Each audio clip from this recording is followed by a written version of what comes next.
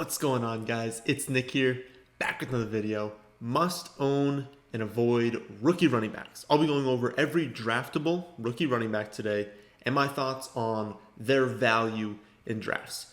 You guys know that I'm like Mr. Rookie running back this season, so there's going to be a lot more like than not like, but there are still some that I don't love the value on. Before we start, I want to shout out next week's video. I'll be answering any questions that you guys have in next Saturday's video.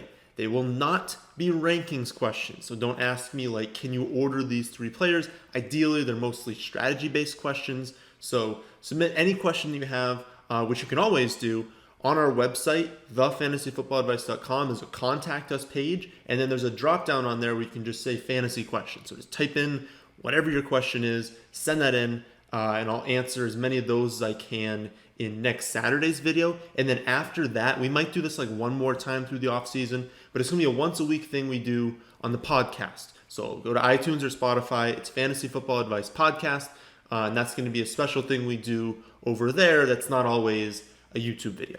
So let's start things off with the stat of the day. Yesterday's stat was which running back had the most games averaging more than 6 yards per carry. The answer was Raheem Mostert, and I am recording this a little bit early, so I don't know who got it right, but I'm sure someone will. Today's stat: which quarterback had the lowest expected completion rate in 2019? So lowest expected completion rate.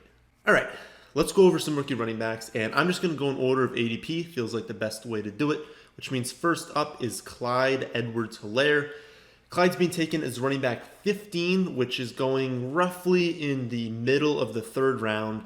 And you guys know from numerous videos that I love that ADP. He's my running back 12, so not like that much higher. I mean, running back 15 on average, my running back 12. But I do have him ranked 16th overall because of how much I value the running back position early. I've talked with a number of people this season, and basically the only disagreement comes down to touches. What do you think the touches are going to look like on an average day in the Chiefs offense?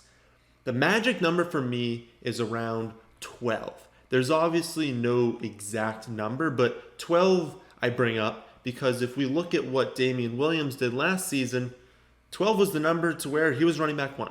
He had 12 or more touches in 8 games last season, and his fantasy points in those games were 18.5, 20.8, 15.9, 18.2, 31.4, 26.8, 19.9, and 29.3. Zero busts, 22.6 points per game on average. Just for reference, Derrick Henry and Dalvin Cook were tied for second in points per game among all running backs last season, and they only had 19. So this is significantly higher than that. And over a full season, that's just dominant. So 22.6, pretty good. He could have taken a 0 in all of the other 8 games and still finished right behind, like within a point of Josh Jacobs and Le'Veon Bell. And if you're worried about the talent, like you're like, well, yeah, because Damian's incredible, don't be worried about the talent. Clyde is universally considered better than Damian Williams, but at worst, he's definitely better in the receiving game. So maybe if there are some people out there who are like, no, at this point in their career, Damian Williams is like a better between the tackles runner, which sounds ridiculous, but maybe some people think that. No one is going to argue Clyde is a better receiving back. He's locked into the third down role. But my point overall is, what do you think the touches are going to be? If you think he gets like 10 a game, don't draft him. There are other great running backs and wide receivers available in the middle of the third round. You don't have to take him. But if you think that he's going to have around like 13 or 14 a game, you got to draft him because at that point he's going to be a running back 1. I think he gets the touches, so I'll be drafting him. If you disagree, then don't. It's as simple as that. Next up, we have Jonathan Taylor, currently the 24th running back off the board, coming off and around the early 5th round. And this is another ADP that I love. He's my running back 17 right now, 39th overall player, which would come out to roughly the early 4th round. So I have him 1 round ahead of where he's going.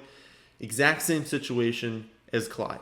I truly believe that Taylor is going to see at least 60% of the team carries, which would make him a great pick where he's going, especially because of the upside he brings if that split starts to grow towards the end of the season. You have to realize what the Colts did to get him and the situation that he's now put into. Chris Ballard has been the GM of the Colts since 2017, and he's done a fantastic job building the team up to where they have it right now, and they are a legitimate contender this season and realistically for the next few years. They've got their quarterback. They've got solid weapons in the receiving game. They've got, at worst, a top 3 offensive line. So when it came time for the draft, there were reports that they were looking for a running back to complete the offense. And then they traded up to take a running back 2 rounds earlier than Ballard ever has. So you got to realize they love Taylor, and since they drafted him, since he's been with the organization, there's been nothing but glowing reviews about his coachability. So the GM handpicks him. The coaches love him. And he was widely considered the best running back in the draft class with a 93rd percentile college dominator rating, a 99th percentile speed score, 76th percentile college target share, and over 2,000 yards in all 3 seasons at Wisconsin. Jonathan Taylor is a stud behind an elite offensive line on a team that traded up to take him early and wants to win now. So yeah, I'm cool spending a 5th round pick on someone with that sort of upside. Next up, we have Cam Akers, and Akers is the 27th running back off the board, which is roughly the 6-7 round turn. And that's right where I have him ranked. I think 2 weeks ago was the first mock draft that I took him in. So he hasn't really been a player I've been going after, but I think he has a high ceiling if he beats out Henderson for the starting job. My issue is that I don't know that he will. A lot of people seem to think that the job is his, but it's not like Henderson is going anywhere. And they did spend a good amount of draft capital on him last year, and he was actually solid when they used him. I just don't see how anyone could know for sure how the split's going to go. And so until we figure that out, I'm probably just going to stick with other guys in that range. DeAndre Swift is going right after him, being taken as the running back 28 in the early 7th round, and that's exactly where I have him as well. So I think the ADP is fair on both of these players. I do think that he's a good pick as well, but just doesn't scream value to me. They also used the 2nd round pick on Kerryon Johnson back in 2018, and Kerryon's been solid when healthy. Now, the when healthy is his biggest issue, but you have to think they kind of took Swift to ease the workload on Kerryon. They didn't want Kerryon having 20, 22 touches a game. So if they kind of split the work, Kerryon's going to stay healthy more than likely, and it's going to make them both low-end options. Swift is probably going to slowly get more and more work as the season goes on. He's probably going to overtake him at some point because he's definitely more talented, but I don't think the gap is so big that you just need to go out and get Swift everywhere. So a good pick, but not one that I would be targeting aggressively like I am with Clyde or Taylor. Next up is Dobbins, and right now he's the running back 42 off the board, coming off in like the 9th, 10th round turn. And I do really like his value because of the upside, mixed with what you're going to get even if the upside doesn't hit. You guys saw in Wednesday's video this week that you've got roughly a 20% chance of hitting on a top 30 running back after and including round 8. So in rounds 9, 10, you're only looking at upside, right? You're not looking for a player who's definitely going to return value, but also definitely not going to be a running back 1. And I don't really care if I end up drafting Dobbins in the 9th round and he stays behind Ingram all season and ends up being slightly worse than that from a value perspective, because I know what I'm exposing myself to if he goes off. It's top 5 upside, because this offense could produce 5.5 yards per carry even from a running back who's not all that talented. But Dobbins is talented, so we should expect, even when Ingram's healthy, him to be very efficient on his touches and get a good amount of them, because he's going to overtake Gus Edwards basically all of those carries. So you draft him because he's going to get points to start the season, but he's not even in a spot where you need to start him, right? Like, he'll be fine on your bench. He's going to get you a few points every week, and if you're in a dire situation, you could use him. But you're drafting him because if Ingram goes down, this dude is unreal. Like, his upside is league winning. And whenever you can take a player like that, you do, especially when they're going in like the 9th or 10th round. So just for the upside, I think you just have to be targeting him. Keyshawn Vaughn is a running back 40, so I guess I was supposed to go in order, but I just realized that I've not gone in order. But roughly the same range going in the 9th round for him. I haven't been taking Vaughn because I can't figure out what the split's going to be. It does come down to with these rookies what you think the split is, and if you don't have a great feel, we'll go with another player, right? Like I said, I have a pretty good feel on Clyde and Jonathan Taylor, but I don't have a good read on the situation with Vaughn and Ronald Jones because we know Vaughn is much better than Jones in the receiving game, but I can't say for sure they're going to go with Vaughn on early downs. I mean, maybe they use Vaughn as more of a third down back and they use Jones on early downs and goal line. That could happen. I mean, or it could happen that Vaughn gets less work on third downs than we think. Or maybe they use him completely and he's just an amazing pick. Like, I don't know what's going to happen. So until we get more news on what they expect the split to be, I don't think I'm going to be drafting him. This is a good range, though. If you're sitting there like, no, Nick, he's going to be great. You know, they're going to give him all these touches. They wouldn't have drafted him if they weren't going to use him as the feature back. Take him. I mean, if you're that confident, then this is a great range to take him in. I'm not that confident, so I won't be. But if you are, then do. Next up is Zack Moss. He's the running back 49, which is roughly the mid-13th round.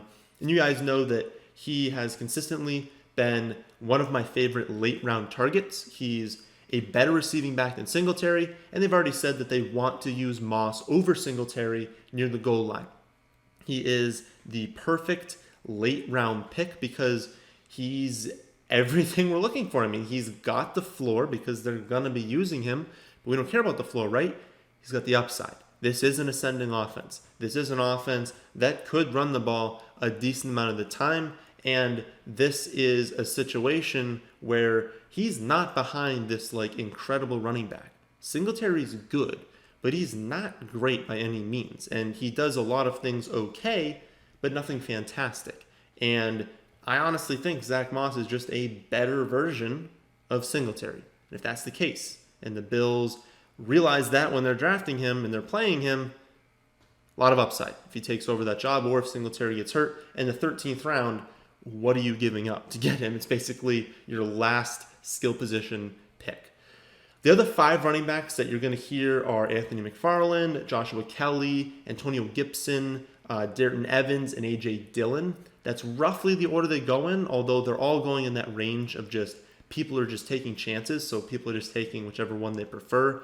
But none of them are really going to be drafted anywhere earlier than like the very last round you'd take a bench player. I'm going to go over them all briefly, but know that these are all just complete flyers at the end of drafts. Start off with McFarland.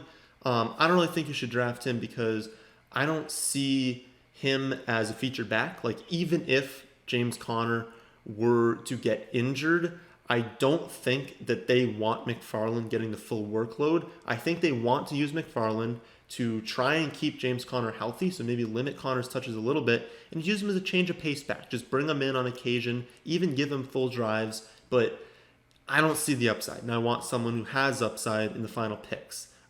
Joshua Kelly, another player going these later rounds, he's one that I would take a flyer on because he is going to be the number 2 behind Eckler. And if Eckler were to go down, then Kelly is pretty good in the receiving game, and he's definitely the best early down back they have. So he could fill a featured role in the offense if something happened to Eckler. And even if nothing happens, he's probably going to see some goal line. He's probably going to see some early down. So he's not a complete dud. Should you rely on him early in the season? Absolutely not. But you're taking him in, the 14th, 15th round? You're not going to rely on anyone in that range. So upside with Kelly, I like. Antonio Gibson is a pass for me. The hype isn't getting too out of control yet, but I truly believe that if we get like a camp in August and we get some preseason games or something, Gibson is going to get some hype from people, and I don't think that should be the case. So if you do want to spend your last round pick on Gibson, I'm not completely against it. I won't be doing it, but I'm not completely against it. I just really think people are going to hype him up. They're going to think he's going to be this incredible weapon, this guy that they're using on third downs, that they're using in all these different areas. He has no rushing upside, and this is Washington. This is not a good offense. They're not going to score many touchdowns. They're not going to move the ball all that much. So why are we taking what would end up being like the fourth option on one of the worst offenses in football? No, I don't see the upside for him, so I'm not taking him. Darrynton Evans is a solid flyer. They basically think he's going to take over the Dion Lewis role, but maybe even be used a little bit more. He is the clear number 2. There literally is no one behind him on the depth chart. And he is a fantastic receiving back. They do think that limiting Derrick Henry's touches overall is a positive. I tend to agree. I don't think that during the year they need to be giving Derrick Henry 27 carries in 30 carry games. Like in the playoffs, absolutely ride him. But if you think you can get to the playoffs without giving him like these 30 touch games, do it. And so if they think Darrynton Evans isn't a significant downgrade, they're going to use him on third downs, and they're going to have drives where they just make sure Derrick Henry's healthy and keep him off the field. Because of that, Evans is going to have some value. And obviously, Derrick Henry ever did go down, oh my goodness, Evans has crazy upside because he would be the featured back. So he's a guy that maybe you handcuff Derrick Henry with, and maybe you just take a loan for the upside. Last running back is A.J. Dillon. I'm not going there. He's going to vulture touchdowns, which is going to limit the upside of Jamal Williams and Aaron Jones, but he's not going to be consistent, right? You're not going to be able to predict when he's going to be scoring touchdowns because they still are going to use Aaron Jones in that area as well. He offers no receiving upside. I don't think he's all that great. Some people really like him. They think he could be like a Derrick Henry role.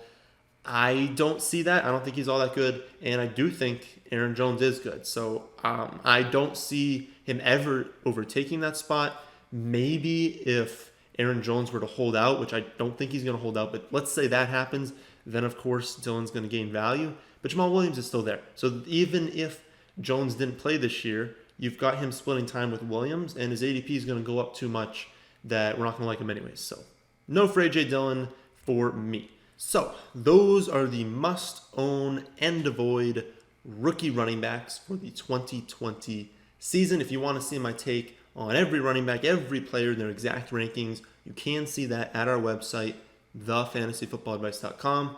That's the end of this one. Hope you all did enjoy. If you did, how about hitting a like button, and how about subscribing to the channel if you're new? Thanks for watching.